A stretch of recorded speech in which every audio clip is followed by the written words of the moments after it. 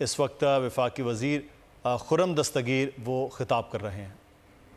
میرے بزرگ اور قائد پی ڈی ایم مولانا فضل الرحمان صاحب اور میرے دو بھائی وزیر مواصلات، بلکہ تین بھائی، وزیر مواصلات اسد محمود صاحب، ڈاکٹر مصدق ملک جو وزیر مملکت ہیں، اور میرے ساتھ بیٹھے ہیں ڈپٹی اسپیکر زاہد درانی صاحب، اور جنوبی کے پی کے اضلاع سے آئے ہوئے مشران، بزرگ، ہمارے بھائی، سب کو السلام علیکم۔ محترم وزیر اعظم، آپ کی یہاں موجودگی علامہ اقبال کے اس مصرعے کی عملی شکل ہے کہ کریں گے اہل نظر۔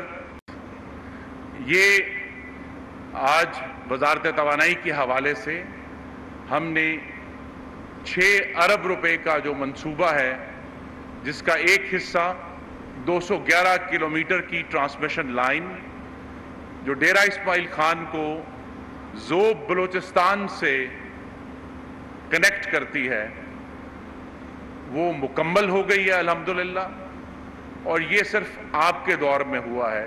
یہ سب وہ منصوبے ہیں جو کئی سالوں سے پینڈنگ تھے اور جو 2018 سے 2022 تک کی ایک ترقی دشمن اور غریب دشمن حکومت جو کھنڈرات چھوڑ کر گئی تھی، وزیر اعظم صاحب آپ نے اپنی قیادت میں ان کھنڈرات میں سے نئی تعمیر شروع کی ہے، نئی بنیادیں رکھی ہیں، اور جس کا نتیجہ یہ ہے کہ نہ صرف الحمدللہ یہ ٹرانسمیشن لائن 211 کلومیٹر کی مکمل ہو گئی ہے، بلکہ بہت جلد ذوب کا جو گرڈ سٹیشن ہے وہ بھی اگلے چند ماہ میں مکمل ہوگا، اور جو ڈیرہ اسماعیل خان میں جو گرڈ سٹیشن کو ہمیں مزید بہتر کرنا ہے، اس کی اپ گریڈنگ کرنی ہے، اسے مکمل کر کے بلوچستان کو اور ڈیرہ اسماعیل خان کو جو بجلی کی فراہمی ہے اس میں بہت بہتری آئے گی، اس میں پہلے سے زیادہ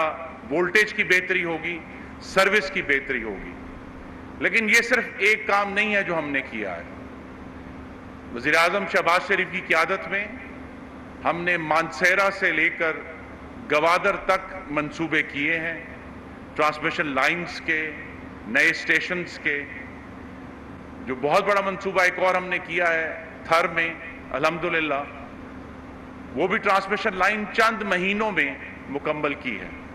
لیکن جناب وزیر اعظم، آپ کو اس وجہ سے یاد رکھا جائے گا کہ آپ نے 16 ماہ کے قلیل عرصے میں ملک کے بجلی کے نظام میں 5000 میگا واٹ بجلی شامل کی ہے، جس میں 2000 میگا واٹ تھر کے کوئلے کی ہے جو 4 سال سے ایک بدترین غفلت کا شکار تھا۔ الحمدللہ آپ کے دور میں 2000 میگا واٹ پاکستان کی اپنے مٹی سے نکلے ہوئے کوئلے سے اس سسٹم میں ایڈ ہوئے ہیں۔ آپ نے کراچی میں نیوکلیئر پلانٹ 1100 میگا واٹ کا افتتاح کیا ہے، آپ نے Karot hydro electric 720 mega what کا افتتاح کیا ہے، اور عنقریب بہت جلد ایک اور منصوبہ جو 5 سال سے تاخیر کا شکار تھا، جو تریمو میں 1200 میگا واٹ کا LNG کا پلانٹ ہے، انشاءاللہ اس کا بھی افتتاح ہوگا۔ تو یہ 5000 نئے میگا واٹ سسٹم میں ایڈ ہوئے ہیں۔ لیکن میں ڈیرہ اسماعیل خان کے بھائیوں کو یہ بھی یاد کرا دوں، جس طرح مولانا اسد نے کہا کہ ہم نے صرف ڈیرہ اسماعیل خان میں پچھلے 16 مہینے میں 2 ارب روپے کی لاگت سے 3 نئے گرڈ سٹیشنوں کا آغاز کیا ہے، جس میں گرڈ سٹیشن بھی شامل ہیں، جس میں ٹرانسمیشن لائن بھی شامل ہیں، وہ عبد الخیل میں ہے، وہ ڈیرہ اسماعیل خان 2 ہے۔ تو ہمیں یہ 3 سٹیشن جو ہیں، ان کی ٹرانسمیشن لائنیں یہ بڑی تیزی سے مکمل ہو رہی ہیں، جو کہ پشاور الیکٹرک سپلائی کمپنی کے پروجیکٹس ہیں۔ تو پورے ملک میں ترقی کا وہ عمل جو 2018 سے 2022 تک رک گیا تھا، وہ دوبارہ آپ نے تیزی سے شروع کر دیا ہے، اور یہ قوم کی خدمت ہے، یہ قوم کی ترقی ہے، قوم کی آنے والی خوشحالی کی بنیاد رکھی گئی ہے۔